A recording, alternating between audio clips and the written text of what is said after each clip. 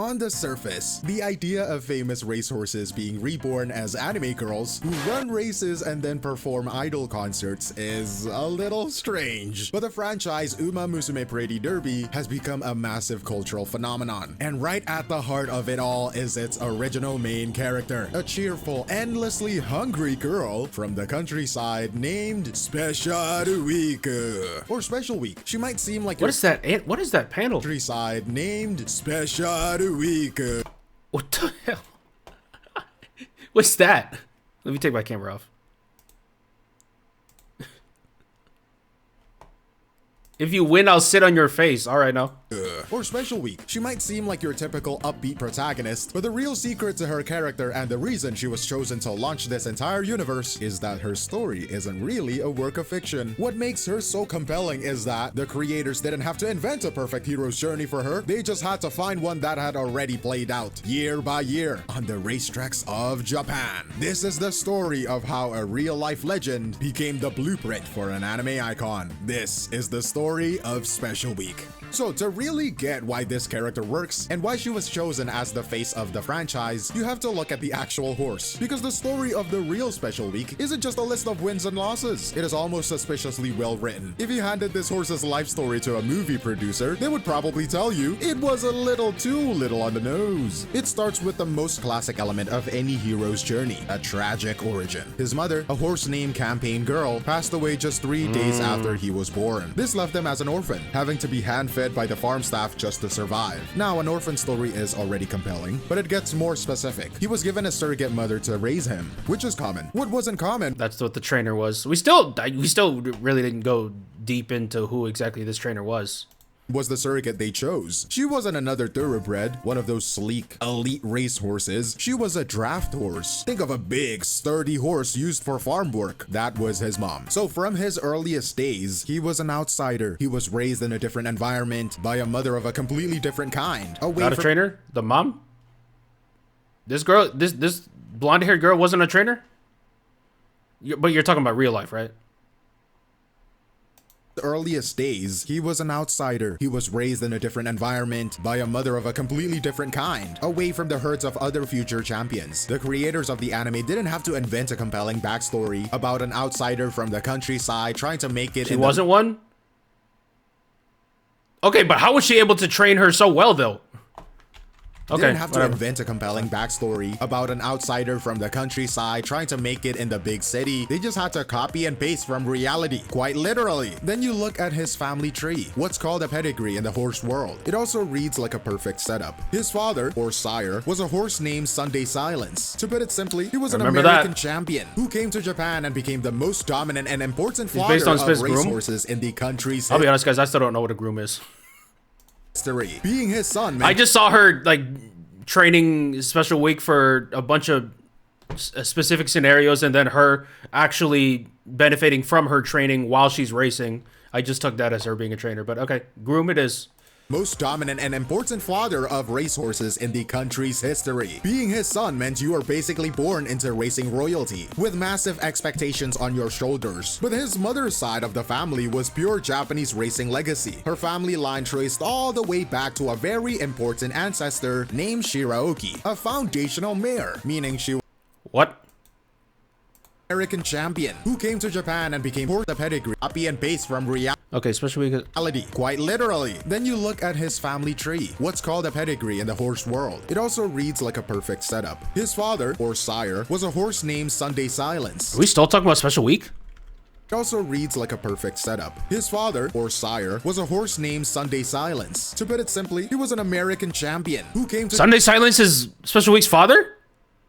Japan and became the most dominant and important father of racehorses in the country's history. Being his son meant you were basically born into they're half brothers. Got royalty, it. with massive expectations on your shoulders. But his mother's side of the family was pure Japanese racing legacy. Her family line traced all the way back to a very important ancestor named Shiraoki, a foundational mare, meaning she was like a great-great-grandmother of a whole dynamic. Okay, so Special Week's damn campaign girl was a unraised daughter of Maruzensky. Oh, Maruzensky, nice. Great-granddaughter of the leading Cherokee, and other descendants have included Vodka, Sister Touch. Oh wow. Dynasty of Japanese winners. So you have this perfect fusion in his blood. The incredible power and speed from his legendary American father mixed with the deep history and stamina of a famous native Japanese family. It is a ready-made narrative of two worlds colliding to create something special. Or should I say special week? You know what I'm saying?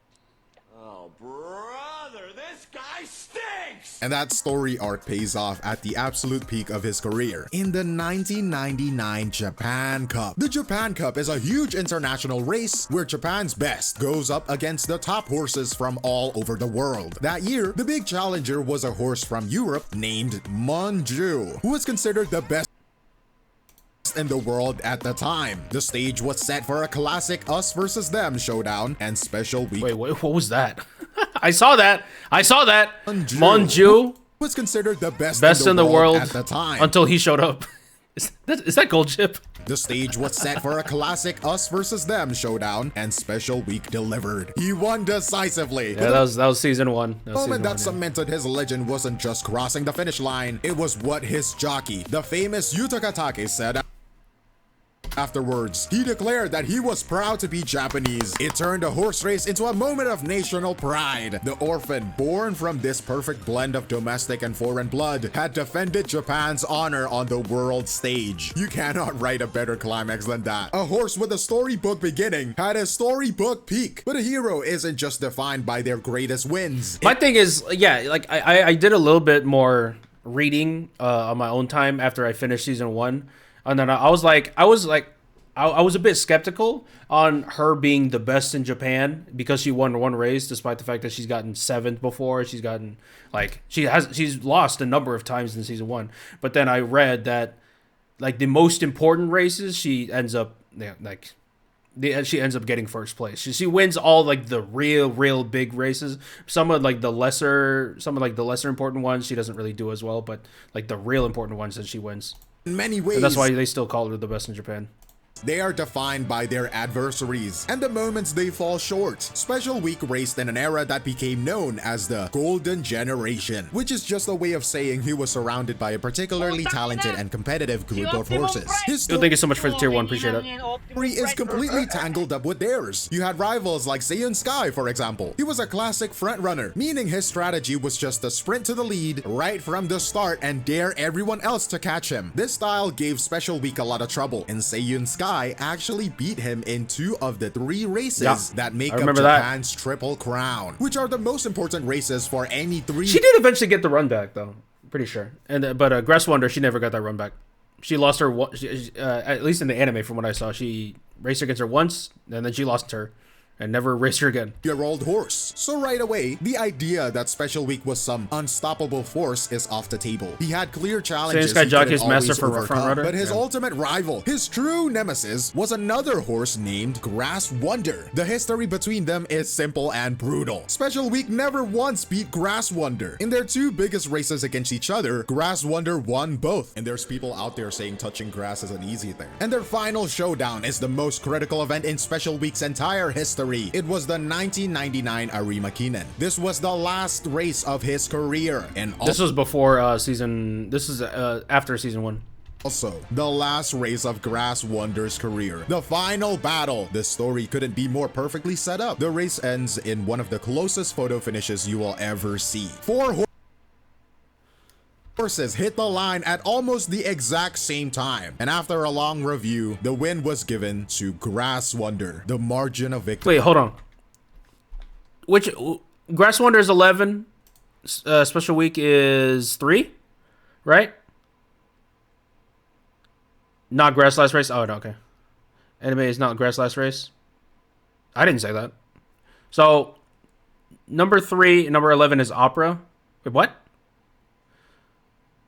Number 11 is Opera, but the Opera is the one that was almost... that's it. And after a long review, the win was given... Wait, what? You can see a horse between them? Yeah. Okay, I see it. The line at almost the exact same... So I'm guessing 3 is Special Week, because this horse is just like a smidge smidge before. And after a long review, the smidge win behind. was given to Grass Wonder. The 7. margin of victory was later measured to be just 4 centimeters. 4 centimeters. It is the ultimate bitter It looks smaller than that, I'll be honest.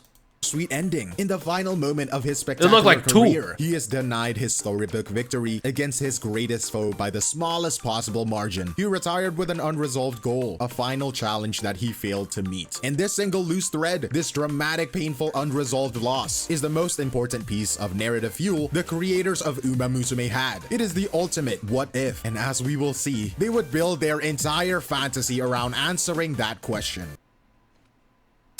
So you have this incredible life story, the tragic. That'd be really cool. Did they ever go back to this final rematch in the anime? Because they only raced one time in season 1.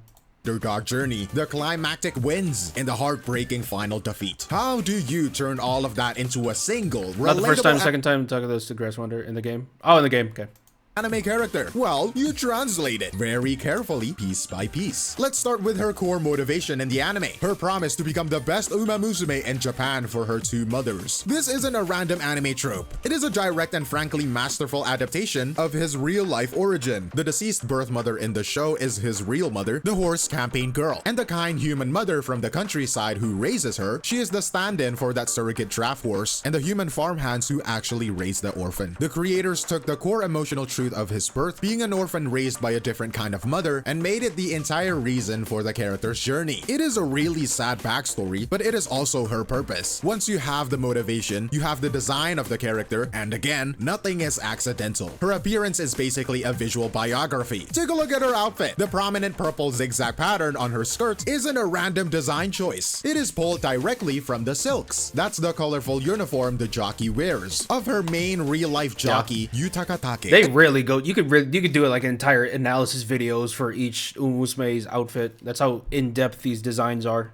And then you have the 2 little golden clover medals that she wears on her top. Those represent her 4 biggest victories, what are called the grade 1 races. She is quite literally wearing the history of the horse she is based on. Every key part of her legacy is encoded right there in her design for anyone who knows where to look. But then you have the parts that are pure fiction. The most famous thing about the character of Special Week is probably her personality, right? She is cheerful, a little bit naive, and then she eats a lot. She is constantly thinking about food, especially carrots and giant bowls of rice. Yo, this horse is very expensive to maintain, and the real horse was not really known for this. This trait is a complete invention. So why add it? Well, it serves a clear purpose. It makes her more relatable, more human. It provides some much needed comedic relief to balance out the very intense trauma of the races. It gives her a simple, endearing quirk that keeps her from being a one-dimensional, I wanna be the very best protagonist. But now that I think about it, almost every shonen protagonist loves eating. So maybe it's trying to pander to that as well. I was figuring that's what it was. I think they changed up her personality a bit to be more palatable to anime fans. Almost every shonen protagonist Also, I don't know why he's constantly showing Ogre Cap. loves eating. I'm not complaining. Maybe it's trying to pander to that as well. I mean, anyways, it is calculated choice by the writers to make her a more well-rounded and likable character, right? And it clearly works. So what am I to say? I don't know. I mean, yeah, I guess it does work because it makes her like a very palatable character, right? But again, for me personally, her personality was cool, but it wasn't like nothing really stood out to me personally in regards to like I can't really, apart from the carrot thing, apart from the eating, like I can't really pinpoint one specific trait where their character would be like, oh, that's Special Week, no one else does that. You know what I'm saying? And this careful blend of translated fact and well-rounded, yeah, her stomach is also well-rounded too. functional fiction that creates the final product. But building the character is only this guy kind of got this wrong. He's lost races because he got overweight from eating. I think he's more so just talking about the personality part, like the peppy, cheery all the time. Or maybe Special Week was a lot more serious in real life.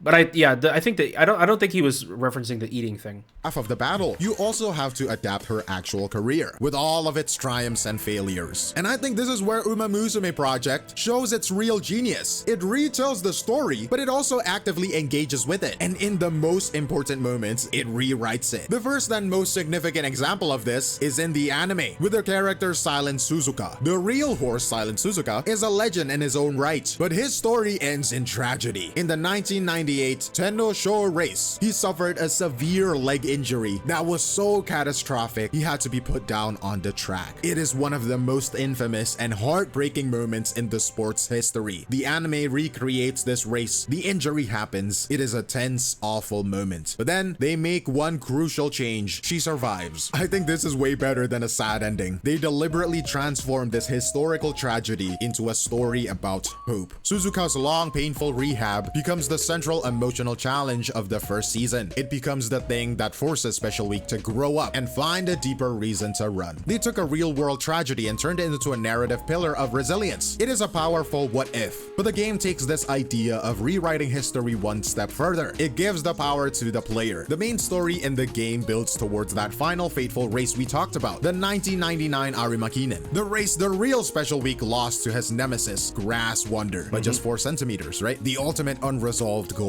When you get to this race in the game, it is the final challenge. And if you just play it out normally, you lose. History stays as it was. But if you have met certain difficult conditions as a player, if you have put in the work, something different happens. A special what if. Oh, that's cool. That's cool. You can access those what if scenarios. Scenario If unlocks. you, I don't know, 100% the game or something. Plays out the final stretch of the race. As the main theme song begins to swell, the camera focuses on Special Oh, that's the that's words cinema. Japan's Supreme Commander Oh, that's flash cool. across the screen as she surges forward past Grass Wonder. Oh, that's cool.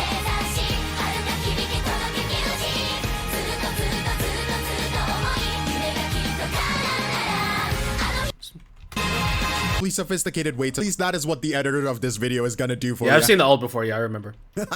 This is an incredibly sophisticated way to tell a story. All the tension was built by the real world history. All in the emotional weight comes from knowing about that 4 centimeter loss and the final triumphant release. The Cartasis is delivered through your direct interaction as a player. The game lets you watch the story and it lets you finish it. And that philosophy is the key to all of this. The story of Special Week, both the horse and the character, endures because it was a fundamentally perfect narrative from the very beginning. It already had all of the classic elements a writer could ask for. The tragic origin, the underdog rising against the elite, the sting of an unresolved rivalry, and that final triumphant moment on the world stage. The genius of Umamusume creators wasn't that they had to invent a great story, it was that they recognized one that already existed in the real world. Yeah, if it ain't broke, don't fix it.